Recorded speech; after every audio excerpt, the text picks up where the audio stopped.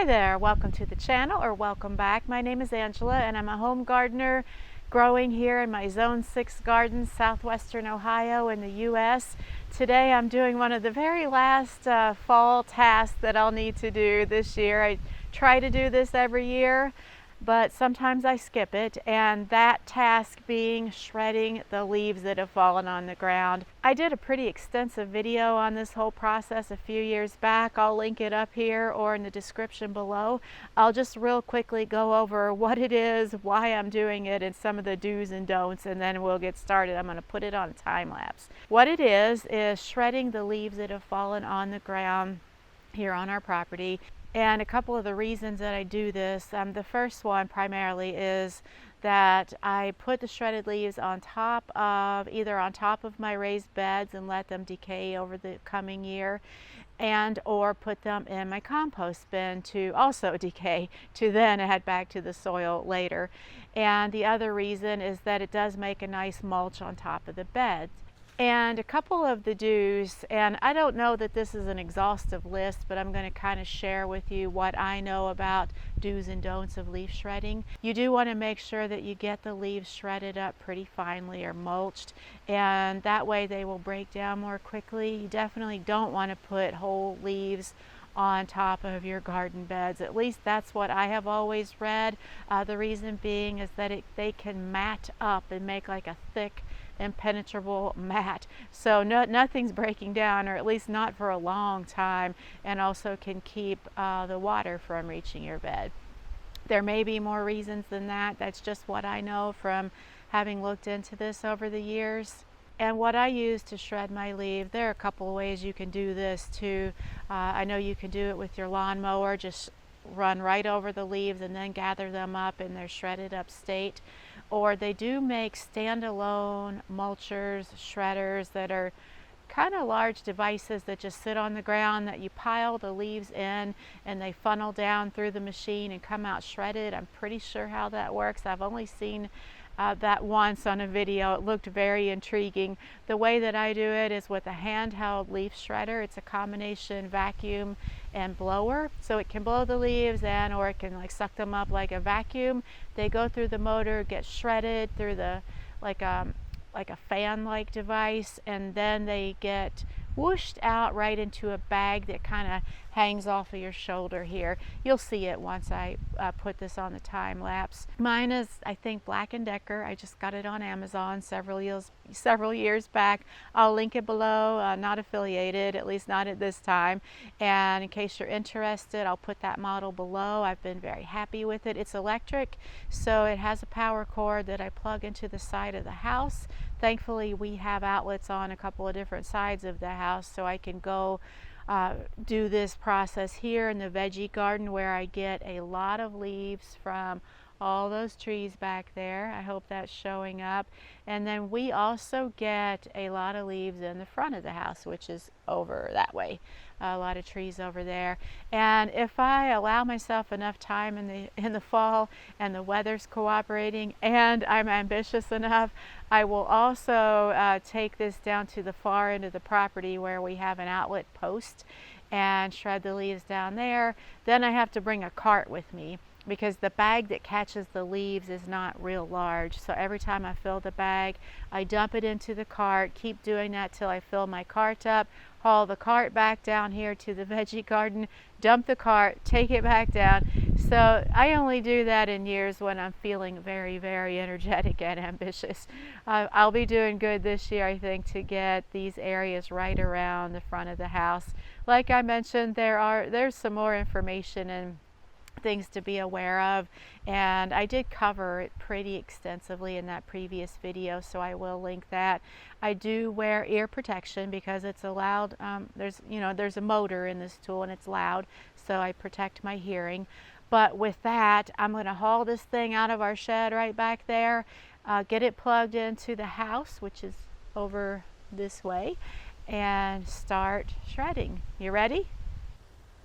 Just before I get started, I wanted to give you guys an idea of all the leaves on the ground over here. Most of these are coming from a big maple tree that's kind of right along the edge of the woods right there. So I get a lot of leaves from that tree, and they do kind of drop all the way up into the garden, just not quite as heavily. So it'll be primarily all around in this area. All right, let's get going.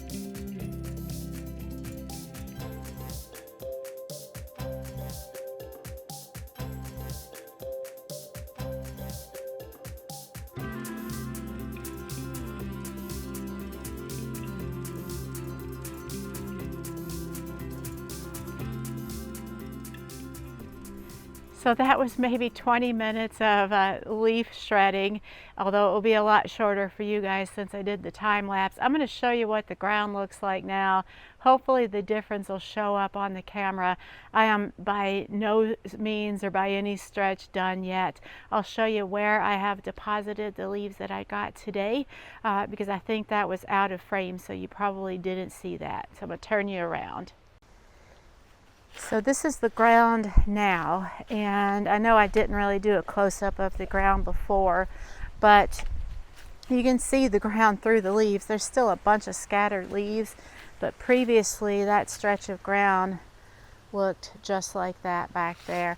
The sun's really bright today, so I hope that's not obscuring, the view. But I still have leaves there and all throughout the garden. A couple of things I forgot to let you guys know about that are pretty important. You want to wait till the leaves are absolutely dry. Do not do this when your leaves are wet or even damp, because it'll make a muddy mess inside the housing of your device there. Ask me how I know. Not fun to clean that out, I'm telling you that. So we haven't had rain, of course, in a long time. The leaves are pretty dry, so it's a good day to do this. Also, we are slated to get some rain in the next few days. They're calling for it. Whether it happens, we will see. We still are woefully behind on rain. I'd say we're still in a drought here. And the other thing is, I just laid all this fresh mulch down. If you guys have been following me, you probably know that's been an ongoing effort. So there are two settings on the leaf shredder. There's a low and a high, at least the one that I have. And if you turn it on the low, you can use it around delicate things. Like, for instance, if, say, that was a flower bed right there, or anywhere there was a flower bed but it had leaves in it, you could use the low setting to delicately suck up the leaves amongst your flowers without damaging the flowers, generally speaking. You do have to use some finesse, and then if you turn it on high, it's just full bore, all out motor action. So what I did with this mulch here was just to lightly kind of skim the top of it, because I don't want to suck up any of my new mulch for sure. So I was very careful about that. And I probably won't get like every single leaf that's down here. I'll kind of leave it as is and focus on, the heavier areas, which are still back there along the woods. And I know I'm kind of going back and forth with this camera lens. I hope I'm not giving you guys whiplash. We still have a lot of leaves to come down, and I know from years past that area right out in the yard in front of the veggie garden will be full of leaves soon, and of course in front of the house. And I'll show you what I'm doing with these leaves. I started out placing them in that far wooden bed over there where I typically grow tomatoes, and I kind of had a change of heart about that.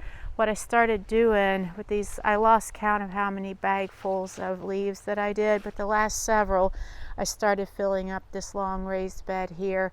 I'm just going to keep filling up these 2 long beds here with leaves and hoping that they break down a lot over the winter. They won't break down enough, like that's not enough time for them to turn into a soil-like material.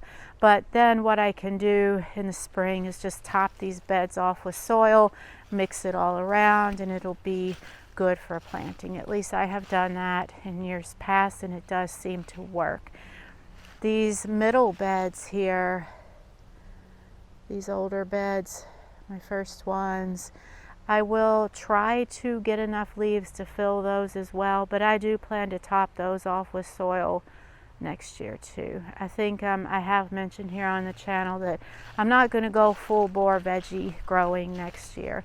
I am going to spend most of the year doing soil management, amendments, topping off, maybe working on building more infrastructure, just something to kind of get the garden back up to where it should be. I feel like the soil's depleted, and that matters. And I'm going to get back to my leaf shredding, but I'm not going to bore you guys to tears watching me do that. So I'm going to go ahead and sign off now. Like I mentioned, that first video I did on my whole process of leaf shredding, I think has quite a bit more information than I provided today, so I will link that.